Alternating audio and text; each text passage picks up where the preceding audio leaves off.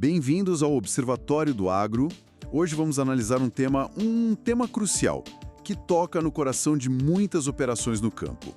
Os riscos escondidos em práticas contratuais que, por muito tempo, pareceram, digamos, inofensivas. É verdade. No agronegócio, a gente sabe que a confiança, a palavra dada, ainda tem um peso enorme. Mas, assim, a realidade fiscal, ela se transformou de maneira drástica nos últimos anos. Sem dúvida. Entramos numa nova era, sabe? Uma era onde o controle e o cruzamento de dados pela Receita Federal atingiram um nível de sofisticação, assim, impressionante. E isso muda tudo. Muda tudo.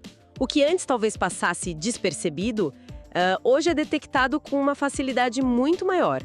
Aquela informalidade, que muitas vezes parecia uma solução prática, às vezes até uma forma de garantia mútua, pode se converter numa armadilha financeira extremamente cara. E para colocar isso em perspectiva, para a gente entender bem, vamos nos debruçar hoje sobre um artigo do Leonardo Amaral. Ele é sócio fundador do Amaral e Melo Advogados, um especialista com vasta experiência em tributação no agronegócio. Um nome de peso na área. Exato. E o texto dele, publicado aqui mesmo no Observatório do Agro, traz um caso real que chama muito a atenção. Um produtor rural que foi autuado em mais de R$1 milhão. E a origem de tudo isso, um documento informalmente conhecido como contrato de gaveta. É impressionante, né? Aliás, é impressionante, certo?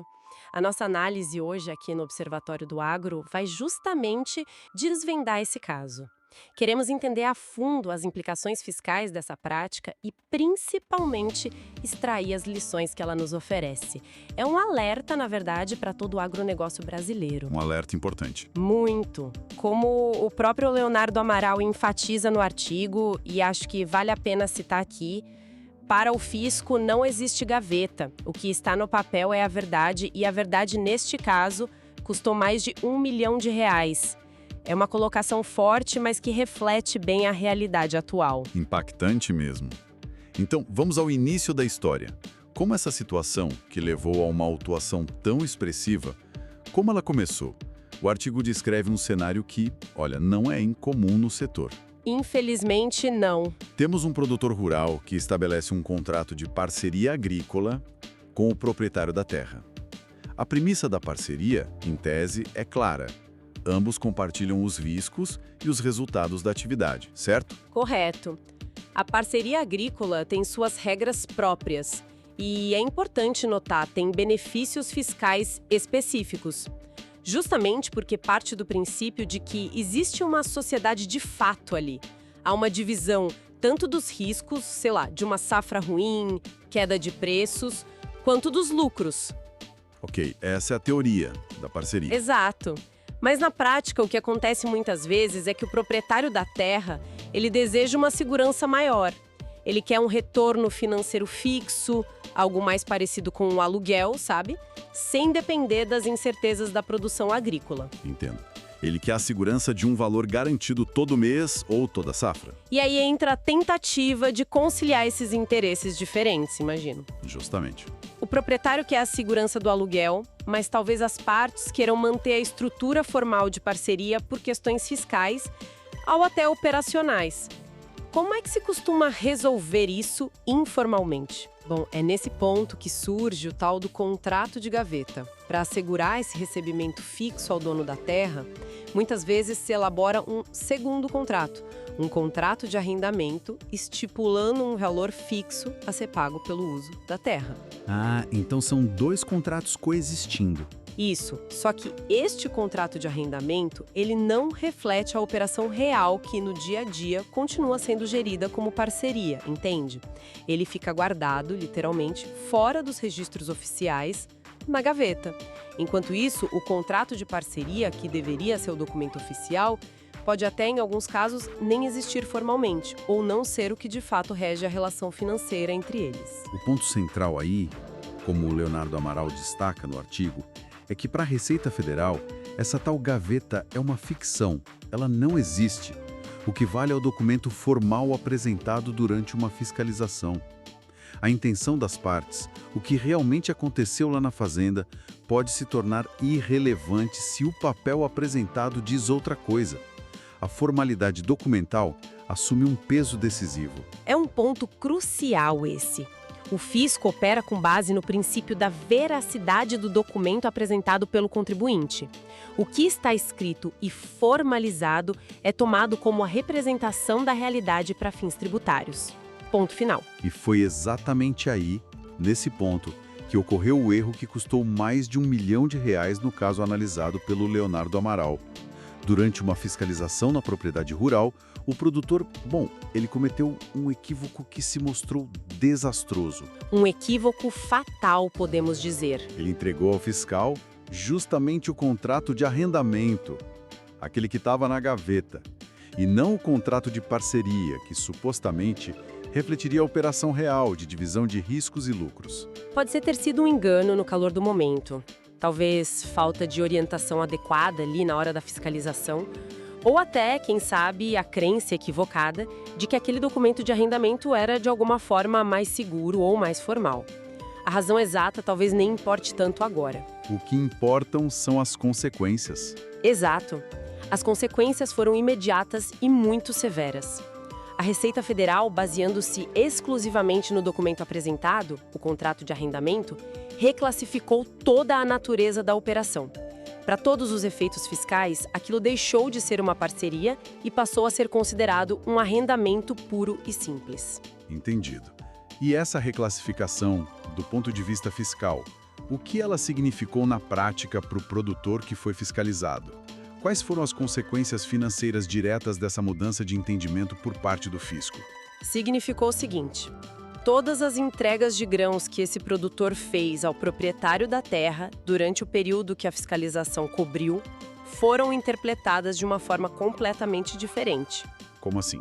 Elas não eram mais vistas como a divisão dos resultados da parceria, como seria o normal, passaram a ser vistas como pagamento de aluguel à pessoa física.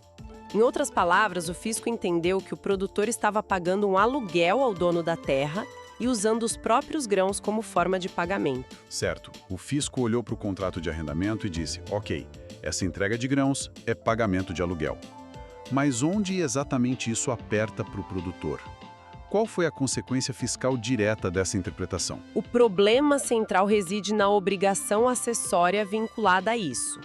Pagamentos feitos a pessoas físicas, como seria o caso desse suposto arrendamento, precisam ser obrigatoriamente informados na Declaração de Imposto de Renda da pessoa física, a DIRP de quem paga, no caso, o produtor. Ah, a obrigação de informar. Exatamente. Ele deveria ter detalhado esses pagamentos na ficha Pagamentos Efetuados, indicando o CPF do beneficiário, que é o dono da terra. Como isso não foi feito, porque, claro, na visão do produtor tratava-se de uma parceria e não de um pagamento de aluguel, a Receita Federal aplicou uma penalidade específica para essa falha. E que penalidade foi essa? Já podemos imaginar que foi pesada. Foi aplicada uma multa isolada de 20% sobre o valor total desses pagamentos que não foram informados na DRPF. É importante frisar, é uma multa por descumprimento de uma obrigação acessória, ou seja, a obrigação de informar corretamente. Não é diretamente sobre o imposto principal, que talvez nem fosse devido se a operação fosse reconhecida como parceria. Uma multa sobre o ato de não informar. E essa multa de 20%, como o artigo menciona, alcança um valor realmente expressivo. Exatos R$ 1.083.034,21. Uma cifra que, por si só, já é um forte indicativo do tamanho do risco envolvido nessas práticas informais, certo? Com certeza. Mais de R$ 1 milhão por não informar corretamente. E as implicações não pararam por aí. A fiscalização também identificou outras inconsistências contábeis.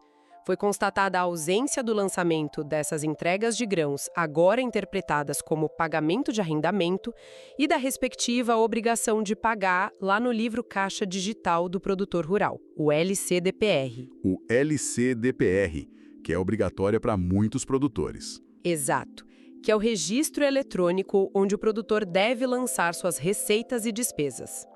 Essa falta de registro acabou reforçando a visão do fisco de que a contabilidade do produtor não estava alinhada com a operação documentada pelo contrato de arrendamento que ele mesmo apresentou. Uma coisa puxou a outra. É realmente um efeito cascata impressionante, começando com um único documento. Mas o artigo do Leonardo Amaral aqui para o Observatório do Agro vai além. Ele aponta um perigo adicional, que carrega uma certa ironia trágica nessa história toda do contrato de gaveta. Sim, e este é um dos aspectos mais sensíveis e, eu diria, perigosos dessa prática, como o texto do Leonardo Amaral ressalta muito bem. Ao ser autuado com base no contrato de arrendamento que ele mesmo forneceu, o produtor rural acabou, talvez sem perceber a dimensão do ato, ele acabou entregando provas contra o seu próprio parceiro de negócios, o proprietário da terra. Como assim? Ele involuntariamente criou um problema para o parceiro. Exatamente. Ele, sem querer, dedurou o parceiro, para usar uma expressão forte, mas que cabe aqui. Mas de que maneira a atuação de um afeta o outro tão diretamente nesse cenário? Como o problema transborda assim? É uma consequência lógica da fiscalização, na verdade. A Receita Federal agora tem em mãos um documento oficial, o contrato de arrendamento, validado pela própria fiscalização no produtor. Esse documento indica que o proprietário da terra recebeu valores, mas não como resultado de uma parceria agrícola.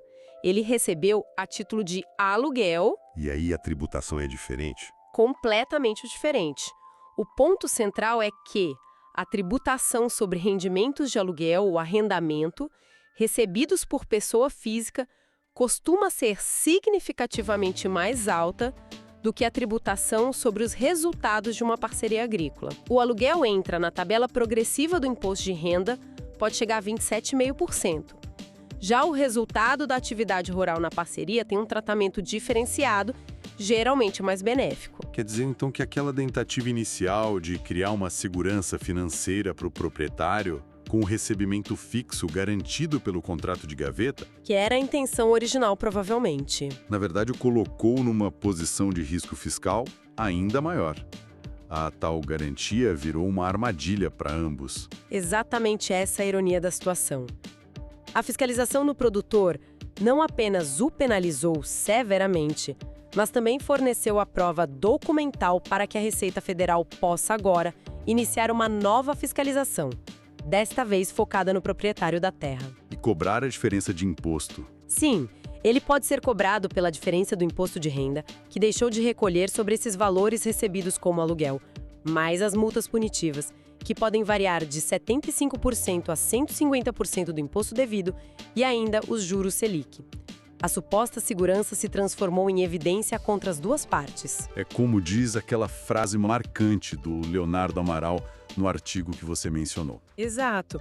Uma fiscalização em uma fazenda pode acender um rastilho de pólvora que explode no caixa do parceiro.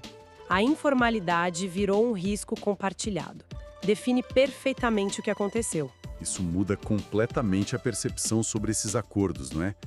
Deixa de ser um risco isolado do produtor para ser um risco interligado, quase sistêmico, entre as partes envolvidas. Sem dúvida. E esse caso específico, como o artigo argumenta, parece ser mais do que um incidente isolado. Ele sinaliza uma mudança de paradigma na gestão fiscal do agronegócio. Será que estamos mesmo vendo o fim de uma era de maior informalidade? Olha, tudo indica que sim. Estamos vivendo um momento em que o cerco realmente se fecha contra práticas que antes eram comuns, talvez até toleradas por uma menor capacidade de fiscalização. Hoje, a combinação de novas obrigações digitais, a gente falou do LCDPR, sim, o livro Caixa Digital, com ferramentas poderosas de monitoramento financeiro, como a iFinanceira, que exige que os bancos informem movimentações financeiras, e o uso cada vez mais intensivo de algoritmos e inteligência artificial para cruzar dados de múltiplas fontes. Nossa, tudo isso cria um ambiente de controle fiscal sem precedentes no setor agropecuário. Ou seja, aquela estratégia que talvez fosse vista como uma solução inteligente por alguns no passado, de tentar combinar a segurança financeira de um arrendamento com as vantagens tributárias de uma parceria, Usando estruturas informais ou esses contratos de gaveta, simplesmente não se sustenta mais. Tornou-se excessivamente perigosa. Perigosíssima. O Leonardo Amaral é enfático no artigo ao classificar essa estrutura híbrida apoiada num contrato de gaveta como frágil e de altíssimo risco no cenário fiscal atual. A capacidade da Receita Federal de processar e analisar informações hoje é, assim, imensa. Aquela outra citação dele sobre isso é bem forte também. É marcante. A Receita Federal hoje cruza mais dados em 1 segundo do que um contador conseguiria em uma vida. A era do jeitinho no agro acabou. Acho que não dá para ser mais claro que isso. Uma afirmação que certamente ecoa para quem atua no setor. Contudo, mesmo diante desse cenário, vamos dizer, preocupante, gerado pelo erro estratégico do produtor e pela atuação fiscal, o artigo acena com uma possibilidade de discussão jurídica. Uma luz no fim do túnel, especificamente sobre a multa que foi aplicada. Sim, o texto aborda a natureza da penalidade principal nesse caso. A multa isolada de 20% sobre os valores de arrendamento supostamente pagos e não informados na DRPF. É crucial entender que essa multa, tecnicamente, ela pune o descumprimento de uma obrigação acessória, a de informar, e não necessariamente a sonegação do imposto principal em si. Certo, a multa é pela falha em informar. Exato. E existe uma discussão muito relevante no Supremo Tribunal Federal, o STF, sobre a constitucionalidade de multas dessa natureza. É o tema 487 da repercussão geral. E qual é a essência dessa discussão no STF? O que se argumenta ali? A linha de argumentação que vem ganhando força e que é mencionada no artigo com base em votos importantes, como o do ministro Luiz Roberto Barroso, é que essas multas isoladas, principalmente quando calculadas sobre o valor total da operação e não sobre um imposto que seria efetivamente devido, podem ser consideradas desproporcionais. Podem ter um caráter confiscatório, o que é vedado pela nossa Constituição. Desproporcional e confiscatório. Sim, o ponto é, a penalidade por uma falha formal, como a de não informar corretamente, não deveria ser tão ou mais pesada que a multa por efetivamente sonegar o tributo principal, entende? Parece haver um desequilíbrio aí. Entendi. Se essa tese prevalecer no STF e for aplicada ao caso, poderia haver um alívio financeiro significativo para o produtor autuado. Poderia reduzir bastante o valor daquela multa milionária. Mas como o próprio artigo pondera, isso ataca a consequência financeira da multa, mas não resolve o problema original, a raiz do problema, certo? Precisamente. É uma disputa jurídica importante, sem dúvida, que pode diminuir o prejuízo imediato. No entanto, ela não anula o erro estratégico fundamental: ter usado um contrato de gaveta e, pior ainda, tê-lo apresentado à fiscalização. A reclassificação da operação de parceria para arrendamento e a exposição do parceiro a uma nova fiscalização. Isso tudo permanece como consequências graves e inalteradas por essa discussão no STF. A questão de fundo continua. Exatamente. É por isso que o Leonardo Amaral adverte no texto, e é uma frase para se pensar: a esperança jurídica está no STF, mas a melhor defesa sempre será o planejamento, não o remédio judicial de última hora. O foco tem que ser na prevenção, na estruturação correta da operação desde o início.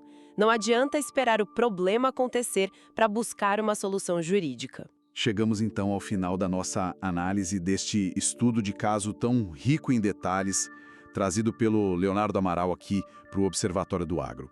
A mensagem central parece ressoar com muita força. O custo da desinformação, da informalidade e de um planejamento tributário e contratual inadequado pode ser, extraordinariamente alto no agronegócio atual. Exatamente. A tentativa de usar um contrato informal, o famoso contrato de gaveta, como uma espécie de escudo protetor ou garantia financeira, não só fracassou completamente neste exemplo, como se transformou na própria evidência que fundamentou uma autuação milionária. E como se não bastasse, ainda colocou o parceiro comercial numa situação de alto risco fiscal. É aquela outra citação impactante do artigo. Aquela que diz: o contrato que deveria ser uma garantia se tornou a prova do crime. Materializa perfeitamente o que aconteceu nesse caso. É forte, mas é real. Fica, portanto, mais do que evidente a necessidade absoluta de um planejamento tributário e contratual que seja não apenas rigoroso e tecnicamente sólido, mas também transparente. É fundamental que haja um alinhamento completo entre o que ocorre na prática, na operação diária da fazenda, e a estrutura jurídica e contábil que é formalmente declarada ao fisco. Qualquer dissonância entre a realidade operacional e a realidade documental representa um risco imenso. A era dos acordos de boca, dos contratos de gaveta, das soluções ditas criativas, que talvez funcionassem quando a fiscalização tinha menos recursos, bom, essa era de fato parece ter chegado ao fim. A conformidade fiscal, o chamado compliance tributário e contratual, deixou de ser um diferencial ou algo opcional. Virou questão de sobrevivência. Praticamente, tornou-se a única garantia real de segurança e sustentabilidade para as empresas e produtores do agronegócio moderno. Buscar orientação especializada de profissionais que compreendam profundamente as particularidades do setor agro e a complexa legislação tributária, como é o caso do Leonardo Amaral, autor do artigo que baseou nossa conversa aqui no Observatório do Agro, é mais crucial do que nunca. Não dá mais para arriscar. De jeito nenhum. A frase final dele no texto sintetiza bem. No agro moderno, a única garantia real é a conformidade fiscal. É isso. Essa análise aprofundada do artigo do Leonardo Amaral sobre as armadilhas do contrato de gaveta no agro é, sem dúvida, um alerta poderoso. Mostra como práticas que, por muito tempo, foram vistas como normais, quase parte da cultura de negócios em algumas regiões, hoje escondem passivos fiscais gigantescos diante da nova realidade brasileira de fiscalização e cruzamento de dados. E isso nos convida, eu acho, a uma reflexão final. Uma provocação que extrapola o caso específico do contrato de gaveta. Se essa prática, que era tão comum, se mostrou tão perigosa, fica a pergunta no ar. Que outras práticas habituais, talvez antigas, do dia a dia do agronegócio? Que outras gavetas podem existir por aí? Exato. Práticas envolvendo talvez a movimentação de estoques, a emissão de notas fiscais, as relações de trabalho, outras formas de parceria ou até mesmo negociações informais. Será que elas não podem estar, neste exato momento, assentadas sobre bases fiscais ou legais igualmente frágeis? Onde mais podem estar escondidos esses riscos latentes, essas bombas relógio tributárias, apenas aguardando o cruzamento de dados certo para emergir e surpreender o setor? Uma questão fundamental, sem dúvida, que demanda uma autoavaliação crítica por parte de todos os envolvidos no agronegócio. Com essa provocação sobre os riscos ocultos que ainda podem existir por aí, encerramos mais esta análise aqui no Observatório do Agro.